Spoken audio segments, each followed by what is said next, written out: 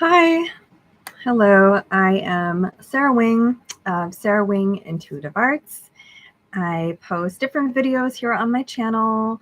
You can check out those different playlists.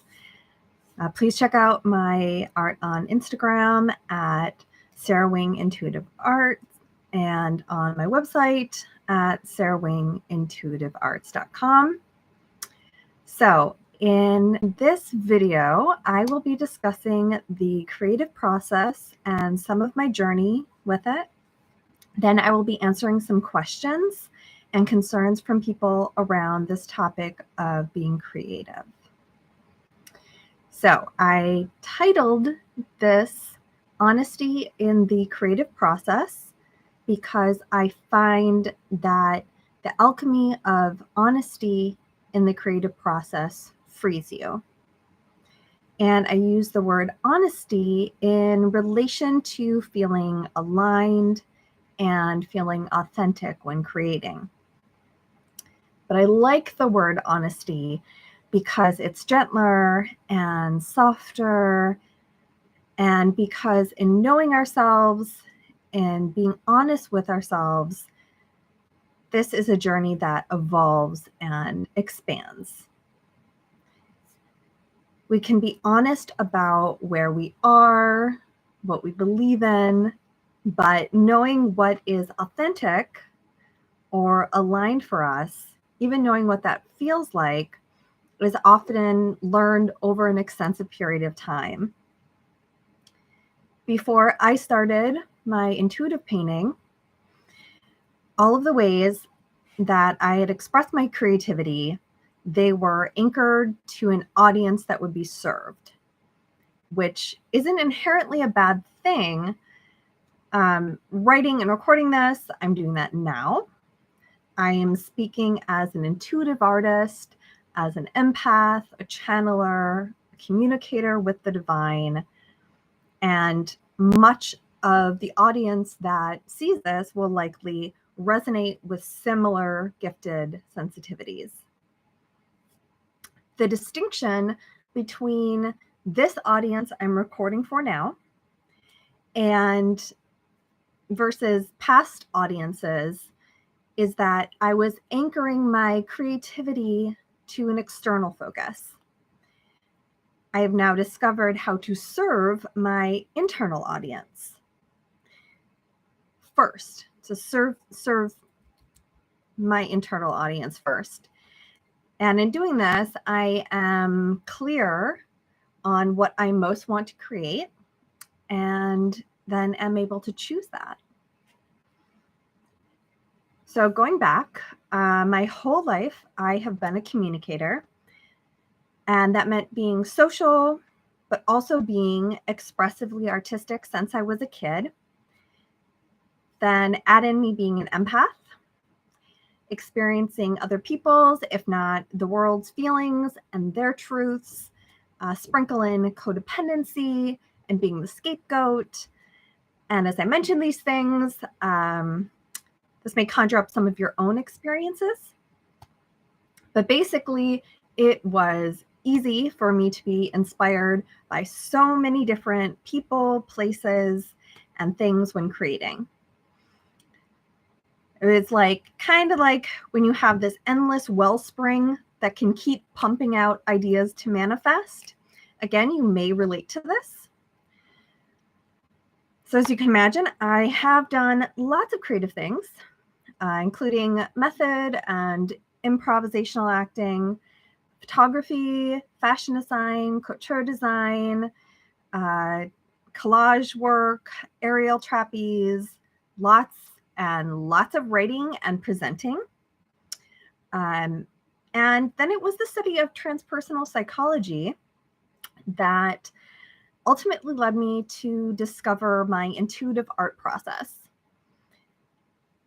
So to be honest, talking about honesty, most of what I just rattled off there had a set structure in place and or an audience in place. I was passionate about everything that I did, all of these creative endeavors, but at the same time, I felt restricted to only flex and express these things within the set structures or set audiences. The thought of expressing myself creatively, just me, I don't think was ever something that I had confidence to do on my own. Meaning, I give myself the green light, the permission and validation to take steps not already told to me in these contexts. Of course, as an empath, as somebody kind of in tune in these very sensitive ways, I knew better. On a soul level, I could feel this truth that I needed to explore outside of the structures that I had already found set in place time and time again. I needed to carve my own path, use my own gifts and talents, and speak with my own light. But, and I'm sure you already know this, it's not as simple as knowing equates you will then do as such. You are born into a certain body, in a certain place and time in the world, and into a certain family and certain culture and psychology that radiates out and around all of this. So, what do? We journey towards the truth, and we're peeling back layer and layer of discovery. Our traumas can become gifts. Needs can sometimes become obstacle courses of victimhood in our life. And then we look back, we can laugh at the crazy shit, and we can cry at the good times.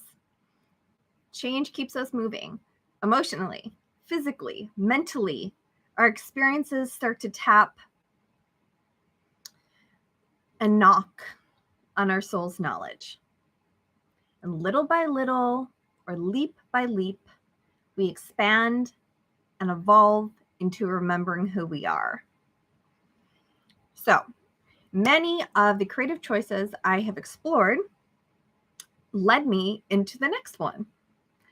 I also continue to utilize so many of my creative gifts still by mixing them into my current creative communities and my current creative communications. But I will tell you now that I love painting. I love painting. And doing something like painting or drawing was something I would rarely give myself permission to do as an adult. In part because I wasn't going to go to a school or class or group for it. And then in that sense, I couldn't validate it with a known audience. In creating Hannah, who you can see on my channel, she was my first intuitive art piece. And she was part of something for a school I attended. But the entire concept was mine and not directly related to my studies. So what happened here is there was like this window within my unconscious needs that was opened. I didn't know where it would lead, but it allowed me to experience art that served me first. And as I mentioned, the thought of creating art just for myself had carried some unworthiness and fear with it. The big shift was that I was creating from within myself to explore a personal myth that I had written. I sat in front of a mannequin, Hannah,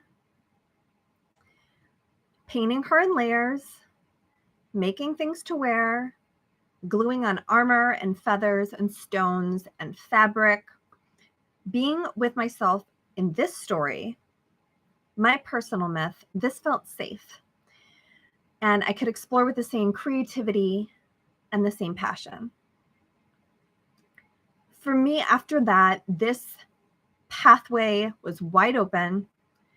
And as a naturally awake and spiritually aligned person, my creative flow and voice started to happily channel and reclaim being an intuitive artist, painting whatever drops in, layer by layer, dot by dash, colors made in moments, sometimes resulting in hundreds.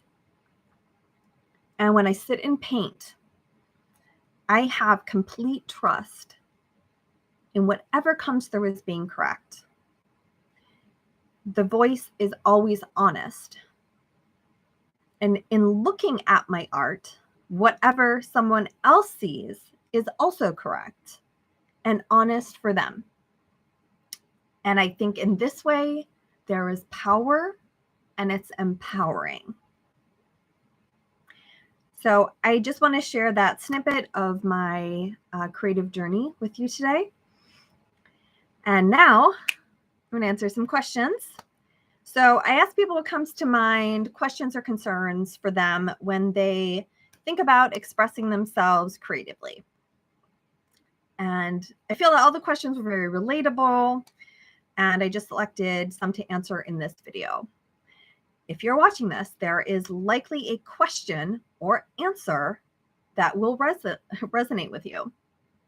One or multiple ones. Okay, so I'm going to get into these questions now and give my intuitive stream of conscious responses that came through. The first question comes from Mark. He asks, what do you do if you think what you have to offer isn't unique enough or right for the time that we live in? Then they add the second part, meaning that maybe it's okay, or maybe it's time for other people's voices to be heard. I'll read that one again. So what do you do if you think what you have to offer isn't unique enough or right for the time that we live in? And then they add the second part, meaning that maybe it's time for other people's voices to be heard. Okay, so thank you. Intuitively, what I first heard was, what are you being fed and what is feeding you? So just be aware of that. Okay, so using the word unique, which you've used, I sense that you identify with that word. You know you are unique. Then we hit into enough, unique enough. I am unique, inner validation.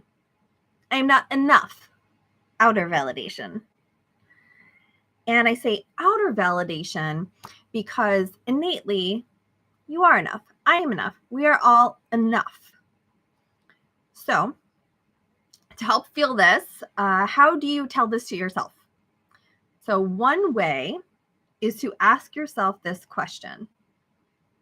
What are the words that I have been waiting a lifetime to hear? What are the words I have been waiting a lifetime to hear? And they might spring to mind easily, or you may want to journal or do a stream of consciousness writing. But essentially, those words are powerful words of validation that hold us hostage in this world so often. Where we're walking around with our wounds and we're playing this game of show and tell with others, right? And waiting for their medicine to make it better, or for them to at least offer up some kind of band-aid. These words that we wait so much of our lifetime to hear, we need to say those exact words to ourselves.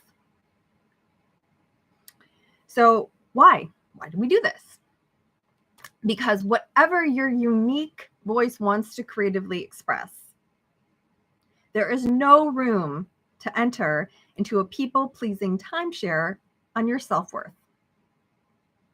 And when considering if it may be time for other people's voices to be heard, as that was part of the question, I want you to be conscious of putting the needs of others before your own needs, as that is a harmful path to travel down. Also, be conscious if you find yourself in the game of feeling you need to dim your light, who you are, out of fear that if you live brightly, you could burn out or dim the lights of others. So this is simply not true. It's not true. It's a game. This is a game you're playing. The better question here is, am I taking responsibility for myself, my needs, my actions?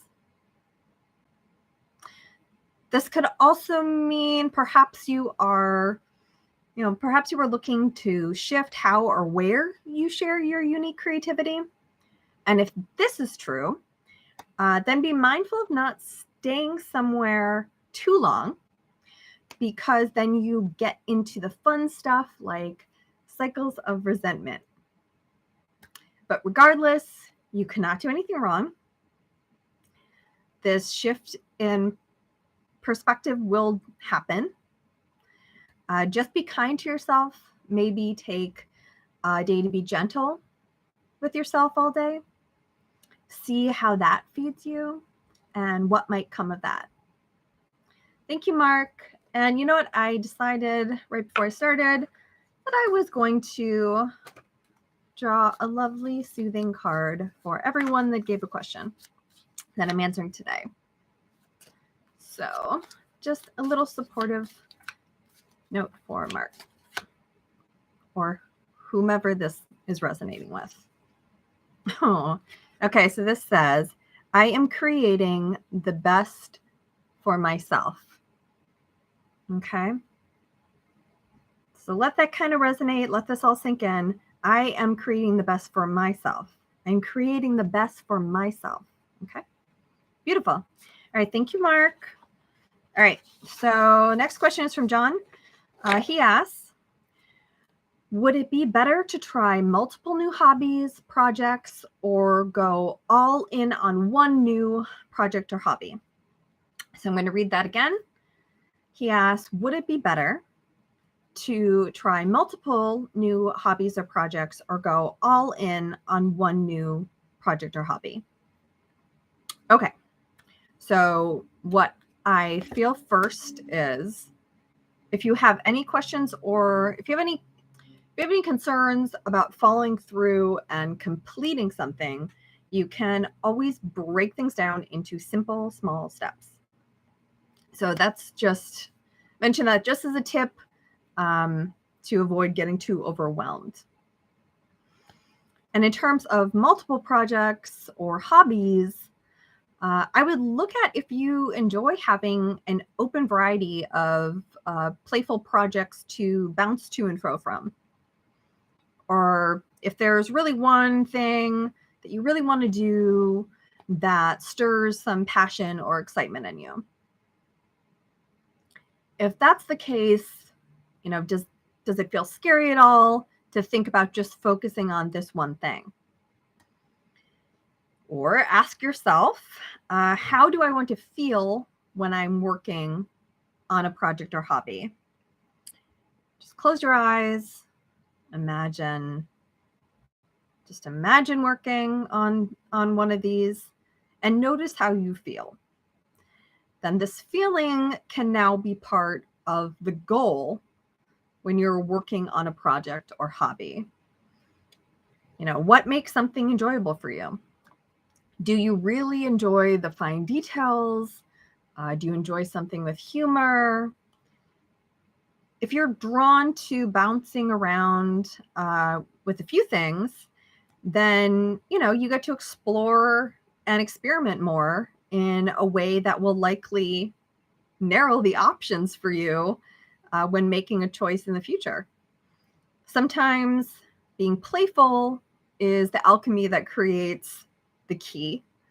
And other times we are sculpting the key for a door that we already see. So I hope that helps. And just really trust in your feelings.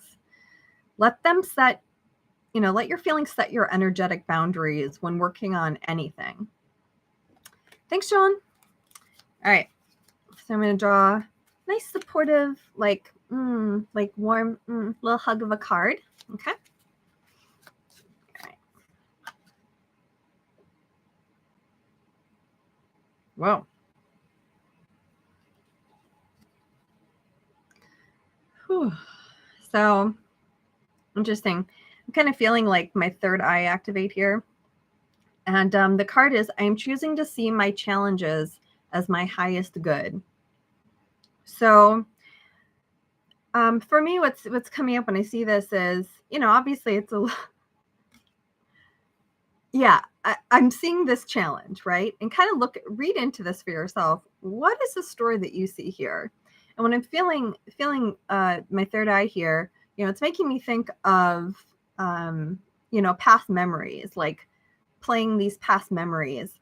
So maybe there have been some challenges in the past that you're playing in your mind, or just kind of take that to heart and see what resonates with you or what you get from this image.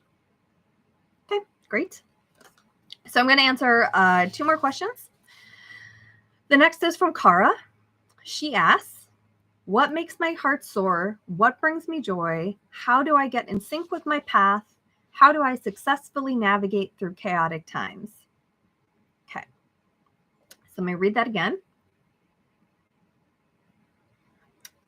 I'm out of coffee. Okay. What makes my heart soar? What brings me joy? How do I get in sync with my path? How do I successfully navigate through chaotic times? All right. So, what I'm feeling most from this is concern around getting in sync with your path. First, there's this sense of options, asking what makes my heart soar and what brings me joy. These things are like swirling around you. And then there's almost like this tornado trying to navigate in these chaotic times swirling around you. So almost like, how do I choose it? And how do I find it? I get this elusive or like impossible feeling hitting me. Okay. So I want to focus on the question of how do I get in sync with my path? Because getting in sync with your path comes up quite often in spiritual communities. And I think we can easily use it to beat ourselves up. So I'm going to scrap that narrative and ask you to follow this thought. Okay, ready? You are the path. You are the path. Okay? You can't get off you. You are the path. You are the path. Kind of feel this for a moment. And feel this because I think it helps to eject any blame and scoots aside our ego and spiritual ego, the way that we're looking at it. You are the path. Okay, you. So now that you're the path, how do you want to sync up with the path? How do you want to sync up with the path? Pointing to me, but you.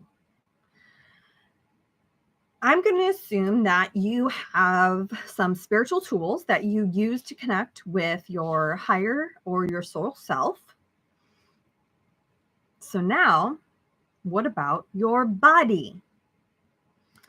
What about being rested, being hydrated, being nourished, moving your body? That is syncing up with your path. Kindness versus blame syncs us up with our path. Kindness. And as we walk this path, we still have a destiny. Check one thing. Okay, cool. All right. As we walk this path, we still have destiny and free will. We still course correct with our stars, claiming what is ours when it arrives. But you are the path, meaning you are innate worth. And you use your body to choose where to put that worth. So thank you, Cara. And I feel like giving your body a treat, whatever that means to you, internally or externally, would be helpful. It'd be like a little helpful exhale around any current turbulence. Are you going to dress up the path, massage the path, nourish the path, Mother Nature your path? So I hope that's helpful. And I'm going to draw a nice little yummy hug card for Cara or whomever is seeing this, whomever it resonates with. Ooh, and I'm feeling my throat chakra when I pull this. So, just something to note. I'm feeling my throat chakra. So there's something unspoken I'm feeling. And it says, I am open to divine guidance. So this, this could be something that, something maybe that you kind of need to say out loud. Maybe there's some kind of something in the chakra is kind of stuck for you. And then since you are the path, you can tap into the divine, into yourself, you can be the one that holds the chalice, that holds these messages, maybe this is something, my throat's activated. I'm talking about nourishing your path. Maybe something, there'd be a benefit of some type of tonic or some type of drink that would be very nourishing or opening for you. Or if you sit and do any kind of ceremony, it doesn't have to be like a hallucinogenic ceremony, but if there's something ceremonial or very deeply meditative to you involving some type of drink, maybe it would be a good time to treat yourself with that. All right. Thank you. Thank you, Cara. All right. And lastly, I have a question from Maria. She asks, how do I set boundaries so I continue being my authentic self without being affected by others around me? Okay. So I'm going to read that again. She asks, how do I set boundaries so I continue being my authentic self without being affected by others around me? Okay. So boundaries, right? Boundaries are something that we set for ourselves. We can always ask others to respect our boundaries. But you are the only one who's in charge of honoring them. The joke is we become aware of what some of our boundaries are after they have been crossed. We know this, right? Meaning we feel negatively affected within our systems, and it's a red flag announcing a need for a boundary. This is an evolving awareness for all of us, but each time that we honor a boundary of our own, we inevitably are living in a state of appreciation for our authentic self. And I would go as far to say that the more we live in that space of choosing to validate our personal boundaries, the more we have a positive effect on our life and the lives of others. So saying that, if someone comes to mind as I'm talking about boundaries and you think, yeah, right, like they would not feel positive about me setting the boundary, you likely have some boundaries or new boundaries to set with this person. And if you feel, if it feels like everyone affects you, take some time and turn inward and be with yourself. Some people need more downtime being alone to recharge, to regroup, and that is a boundary. Energetically, does it feel authentic for you to be around people all the time? Or does this have a negative impact on you? How much of the time, like how much time feels comfortable for you to be social with others? Have you ever thought about that before? Have you ever kind of felt that out? Are there people you never feel comfortable with? Be aware of that. That's very important. It's all helpful. Myself, I'm a very social person. I also love my solitude. Love it. And, that doesn't always necessarily mean being all alone in a space, but I can choose to just be with myself and not engage with others. Being in nature is something I also enjoy, and often you can find open spaces to enjoy with just you. Now, if you are a very energetically sensitive person, possibly identifying as an empath, and feel as though you are always affected by others, I will let you know that you can absolutely still set boundaries. Absolutely. You absolutely can. Part of the journey there is going through a stage of being a victimized empath, which can be very unpleasant, but is completely normal. And eventually you will become an empowered empath. I could write novels on this subject because I am an empath, but I will not be doing that today.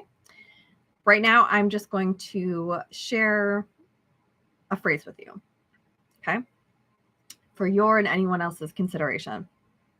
The first part of this is, I don't fit into the world, which could resonate with a stage of victimhood. So here you are, and see what others do not, and feel separate, yet targeted, possibly tribeless. Where's my tribe? Orphaned. But as you grow and expand, the statement of the empowered empath goes, I don't fit into the world. The world fits into me. And there is solace there. There is empowerment there. And it's not feeling empowered from the drive to manage the world, or feeling drowned, feeling disowned by the world.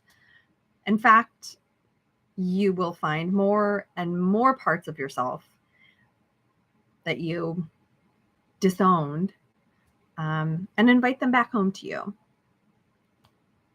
So, bringing it back to boundaries, ask yourself if there is a need to set boundaries that you have hesitated on, and journal or just imagine what you would feel like if these boundaries were set. Don't focus on how someone else could feel or what their reaction could be. You need to focus on yourself. And if there's any abuse in any relationship, know that there is nothing that requires you to stay. Okay? Your soul contract with another, okay, is null and void the moment abuse enters. Okay? You can choose to leave. I just want you to know that and hear that, and anyone to know that and hear that. All right. Thank you so much, Maria. Let me go ahead and I'm going to draw a warm, lovely little card for Maria or anyone else watching this. Okay. All right. Talk about, I don't fit into the world. The world fits into me. There you are, sending it all out into the world, feeling all of it, And it says, I am the beloved of the goddess. But I think, this is really just resonating with that phrase for me. So I don't fit into the world fits into me. But whatever stage of journey you are in with your sensitive, like being a sensitive person on the earth, wanting to expand, wanting to be creative, just please, if nothing else, take away that you can't get it wrong. You're not doing anything wrong. And to love yourself more, not less. And I know there's a lot to unpack around the simplest of phrases, but, at the very least, it's about planting those seeds. So thank you so much for joining me on this topic. Please post any questions or comments you have below. Please like and subscribe. You can find my intuitive art and more content on Instagram at Sarah Wing Intuitive Arts, or on my website, sarahwingintuitivearts.com.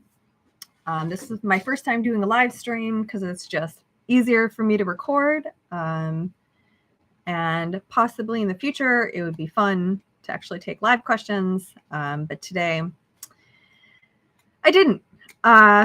Anyway, be well. And until next time.